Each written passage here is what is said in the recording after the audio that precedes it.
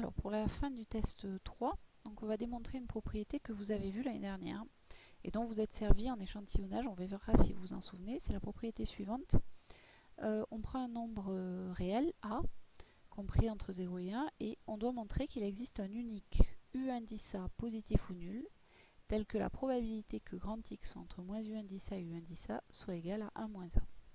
Alors pour ça, on va repartir du résultat qu'on a obtenu à la question 2. Donc d'après le 2, on sait que la probabilité que grand X soit entre moins X et X, c'est 2 fois P de grand X inférieur ou égal à X moins 1 pour un X positif ou nul choisi. Autrement dit, c'est 2 phi de X moins 1. Donc nous, notre propriété, elle revient à trouver un X. Existe-t-il un réel X positif ou nul tel que 2 phi de X moins 1 soit égal à 1 moins A. Voilà, c'est ça la question. Et ça, 2 phi de X moins 1 égale à 1 moins A, c'est équivalent à 2 fois phi de X égale 2 moins A, ou encore phi de X égale 2 moins A sur 2. Donc en fait, on résout une équation avec la fonction phi. Donc on va essayer d'utiliser, vous vous souvenez là, le montrer qu'il existe un unique, le théorème de la bijection. Bon, alors voyons si phi vérifie les hypothèses du théorème de la bijection. Alors d'abord, on sait que phi est C1, parce que c'est une fonction de répartition. Hop, alors ça a disparu, donc j'ai dit phi et C1. Ensuite, sa dérivée, grand phi prime de x, c'est petit phi de x. C'est-à-dire, c'est la fonction de densité de la loi normale centrée réduite, donc c'est celle-ci. Et ça, c'est une fonction qui est strictement positive pour tout x réel. Autrement dit, phi est strictement croissante sur R, comme toute fonction de répartition d'ailleurs. On sait aussi que la limite de phi lorsque x tend vers moins l'infini, c'est 0. Et la limite de phi lorsque x tend vers plus l'infini, c'est 1. Comme toute fonction de répartition, là aussi, on n'a pas besoin de refaire d'études. C'est la propriété des fonctions de répartition. Donc ça veut dire que phi est une bijection de R sur l'intervalle 0,1. Alors, par conséquent, d'après le théorème de la bijection,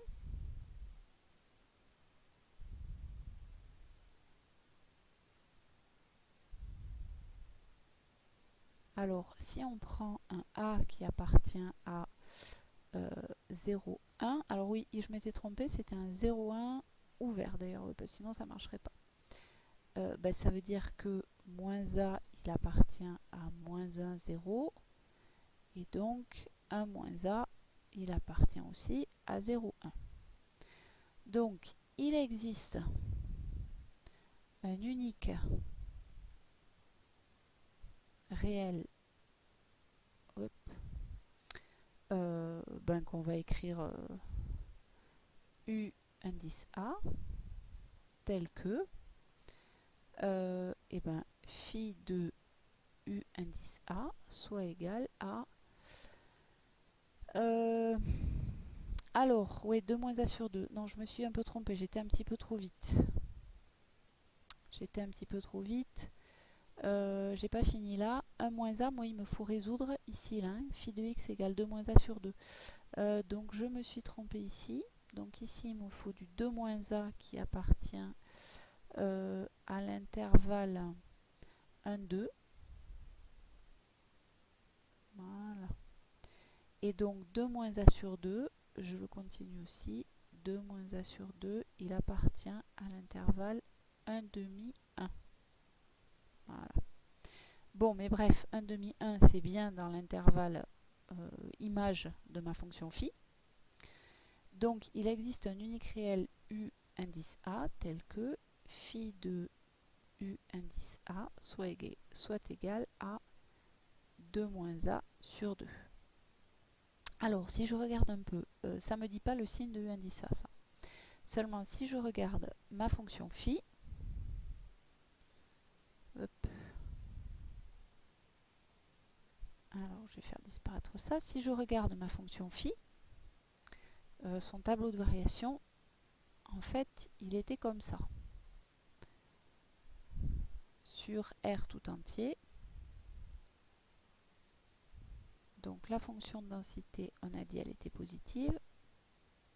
Et ma fonction phi, ici 0, ici 1, et en 0, je sais qu'elle vaut 1 demi. Donc en fait, si je prends mon 2 moins a sur 2 qui appartient à demi 1, et bien alors ça veut dire que le UA va appartenir à 0 plus l'infini, puisqu'en fait ma fonction phi, en réalité, elle est bijective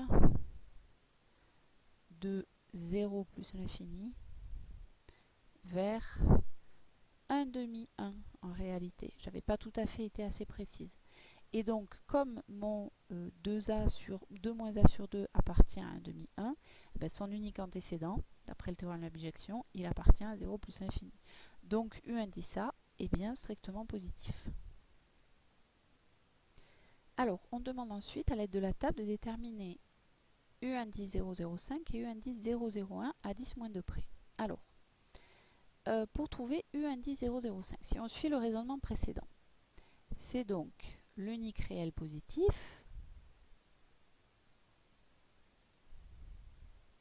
tel que phi de u de 0,05 soit égal à 2 moins 0,05 sur 2. Voilà, c'est la solution de 2 moins a sur 2, avec a égale 0,05. Donc ça nous fait du 1 moins 0,025, c'est-à-dire du 0,975. Donc, moi je cherche, alors n'oublions pas ce que c'est que phi de u0,05, c'est la probabilité que x soit inférieur ou égal à u indice 0,05 qui doit être égal à 0,975. Et donc moi je cherche ce u0,05. Donc je vais aller chercher dans mon tableau, non pas la valeur directement de u0,05, mais je vais aller repérer la probabilité qui sera, comme c'est, alors ça évidemment, hein, c'est pas aussi précis que la calculatrice, mais la probabilité qui sera la plus proche de 0,975.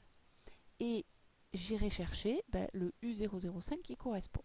Alors, je l'affiche, donc 0,975. Alors, je ne vous ai pas dit, mais ce tableau-là, il se lit de gauche à droite et de haut en bas. Voilà. Ici, vous avez probabilité que x soit négatif ou nul, probabilité que x soit plus petit que 0,01, etc. Et vous voyez que quand vous allez de gauche à droite sur une même ligne, les nombres donnés sont croissants, et sur la ligne du dessous, les nombres sont plus grands que la ligne précédente. Bon. Donc quand on cherche, moi je veux repérer 0,975, c'est-à-dire 9750. Alors, je suis par ici, là j'ai des 9700 quelque chose. Donc je vais regarder sur cette ligne ici, 1,9, et là où je m'approche de 9750. Ah, j'y suis ici.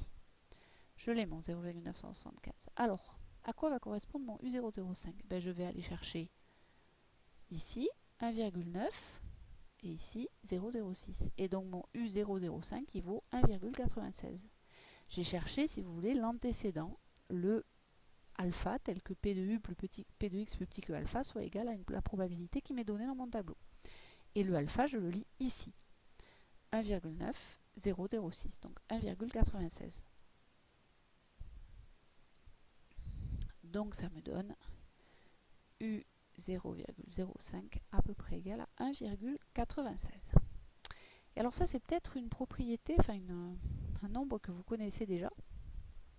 Alors, en effet, si je représente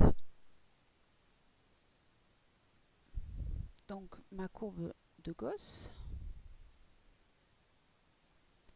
ce U005, en fait, il veut dire que la probabilité que grand X soit entre moins U005 et U005, elle est égale à 1 moins 0,05, c'est-à-dire elle est égale à 0,95 ou encore à 95%. Autrement dit, si ici j'ai mon U005, ici j'ai son opposé, eh bien, la partie ici que j'assure, qui est la probabilité que x soit entre moins 0,05 et 0,05, elle est égale à 95%. Autrement dit, ce qui me reste de part et d'autre, qui est symétrique ici, eh bien, ça représente chacun 2,5%. Et où dois-je me placer pour avoir ce 2,5% ? Ben ici, en 1,96. Voilà.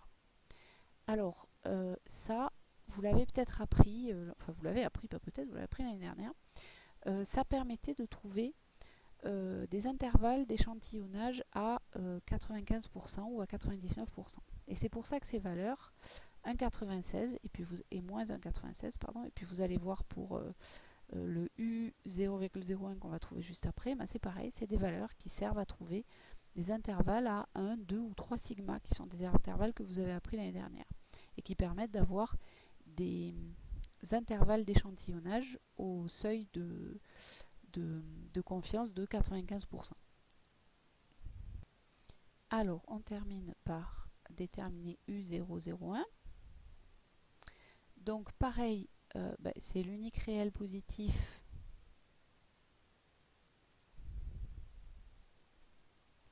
tel que phi de x soit égal à 2 moins 0,01 sur 2, c'est-à-dire 1 moins 0,005. Autrement dit,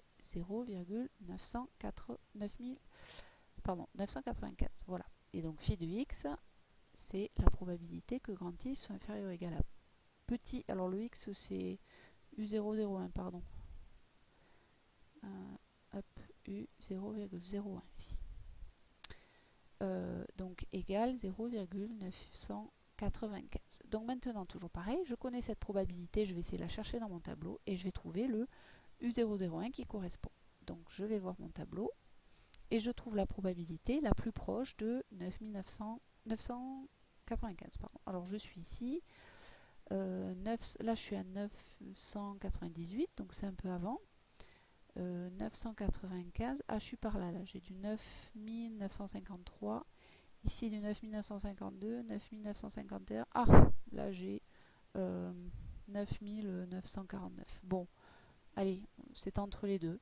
Donc ça correspond à un 2,5 plus, alors j'étais où ? 2,5, bon, pareil, 2,57, 2,58 quoi. Alors bon, la valeur donnée par les statisticiens, c'est 2,58. Voilà.